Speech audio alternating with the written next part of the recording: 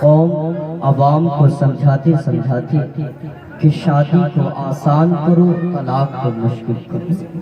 دو لفظ میں یہ گفتگو کہ نکاح کو آسان کرو، جتنا ہو سکے جتنا آسان کر سکو، اس لیے کہ شریعت اسلام نے جو آپ کو نکاح کرنے کا حکم دیا تھا، جو شریعت اسلام نے آپ کو نکاح دیا، جو مذہب اسلام نے آپ کو نکاح دیا، آپ تاریخ کی کتابیں اٹھا کر دیکھیں، آپ مصروفیات کی کتابیں، آپ تصرف کی کتابوں کو اٹھا کر دیکھیں، آپ اللہ والوں کی زندگی کو اٹھا کر دیکھیں کہ معزز سامعین انہوں نے نکاح کس طریقے سے کی اور کس سادگی کے ساتھ نکاح فرمائی۔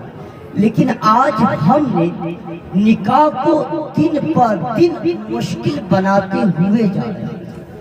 قوم مسلم میں اگر کسی کے گھر پر چیخ چیخ کر بول بول کر اب علماء پریشان ہو گئے، لیکن معزز سامعین یہ عوام سننے کے لیے تیار ہے۔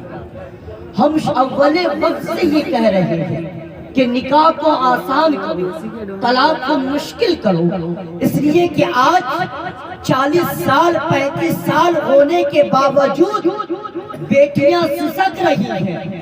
آپ کو اس کا احساس ہے؟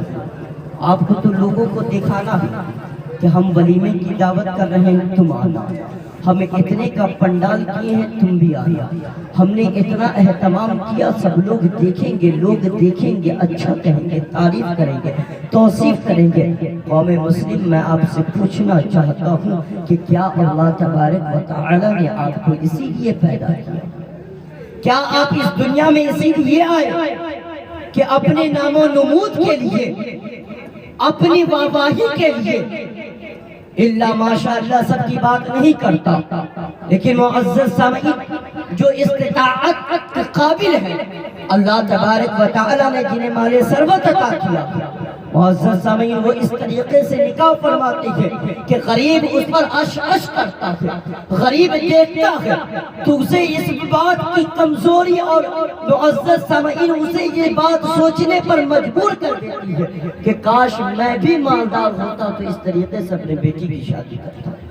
آپ کو اس بات پر کوئی اثر نہیں پڑنے والا کہ لوجوں میں بیٹیاں بک رہی ہیں سڑکوں پر، اور معزز سامعین آپ نہیں تو کم سے کم آپ ریلوے اسٹیشن پر اٹھ کر دیکھ لیں، بیٹیاں بھیک مانگ رہی ہیں۔ لیکن قوم مسلم کو اس کا احساس ہے۔ برادرانی ملت اسلامیہ میں آپ سے پوچھنا چاہتا ہوں، میں آپ سے کہنا چاہتا ہوں کہ اپنے آپ کو پہچانے۔ اللہ کے رسول صلی اللہ علیہ وسلم کی حدیث پاک بخاری شریف کی حدیث پاک ہے، فرمایا کہ مسلمان وہ ہے جس کے ہاتھ اور زبان سے دوسرا مسلمان محفوظ ہو۔ تمہارا کردار، ہمارا کردار اور ہمارا اخلاق دیکھ کر لوگ کہیں کہ یہ مسلمان ہے۔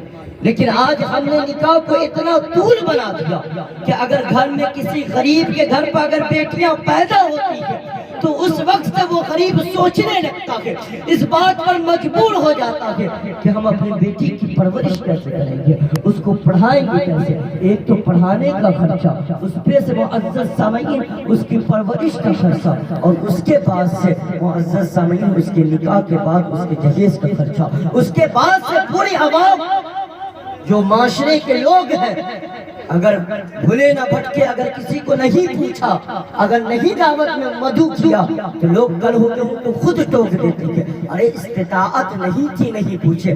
آپ کو پتا ہے، آپ کو معلوم ہے، پورے نکاح میں، پوری شادی میں صرف ایک دعوت ہے جسے ولیمہ کہتے ہیں، ولیمہ کے علاوہ کوئی دعوت نہیں۔ آپ تاریخ اٹھا کر دیکھیں، آپ مجھے بتائیں تو صحیح، کوئی دوسری دعوت ہو تو آپ مجھے دکھائیں۔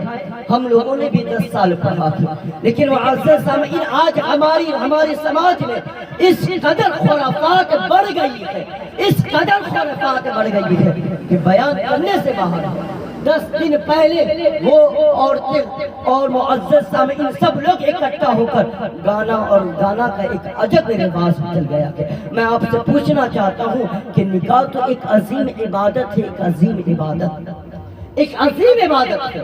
آپ تاریخ اٹھا کر دیکھیں گے، میں طول میں جانا نہیں چاہتا، لیکن آپ تاریخ اٹھا کر دیکھیں آپ کو پتہ چلے گا دنیا کی سب سے پہلی عبادت اگر کوئی ہے تو وہ اسی کا نام نکاح ہے، اور دنیا کی سب سے آخر عبادت بھی کوئی ہے تو وہ بھی نکاح ہے. لیکن معزز سامعین آپ سوچیں تو صحیح، ہم نے اس معتبر عبادت کو، عظیم عبادت کو، جس کے متعلق اللہ کے رسول نے فرمایا تھا کہ جس نے نکاح میری سنت ہے اور جس نے میری سنت سے اعراض کیا وہ مجھ میں سے نہیں ہے. پھر حضور نے فرمایا کہ نکاح نظر کو جھکا دیتی ہے، نکاح انسان کو برائی سے روکتی ہے، بے حیائی سے روکتی ہے، زنا کے اڈے کو آباد کرنے سے روکتی ہے. یہ اصل مفاد مقصد یہ تھا.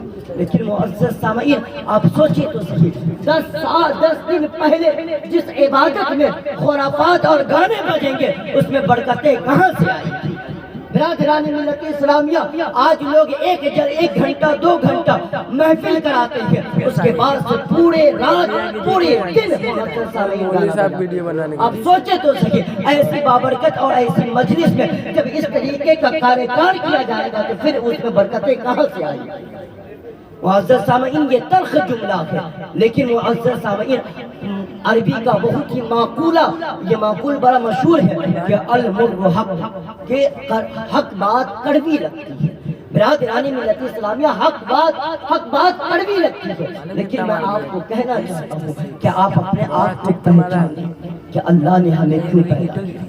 ہمیں اس لیے نہیں پیدا کیا کہ بیٹے والے سے بیٹی والے سے اتنا لے گئے اور اس کے بعد سے اپنے گھر پر معزز سامعین ولیمے کا دعوت کریں گے اور لوگوں کو پوچھیں گے اور ایک ٹھاٹ لگائیں گے. اتنی شوق کمائی سے کرو برادران ملت اسلامیہ. لیکن معزز سامعین اپنے آپ کو پہچانے. اور ایک بائیکاٹ اور بھی میں کرتا ہوں، خواتین مسجدوں میں طاق بننے یہ کہاں کا رسم و رواج؟ برادران ملت اسلامیہ اس سے میں کئی مرتبہ کہہ چکا کہ اس کا بائیکاٹ ہونی چاہیے اور بالکل ہونی چاہیے. اگر آپ حضرات نہیں کریں گے امام کی حیثیت سے، اگر مسجدوں میں جائیں گے کوئی تو میں فاتحہ نہیں کروں گا برادران ملت اسلامیہ. لیکن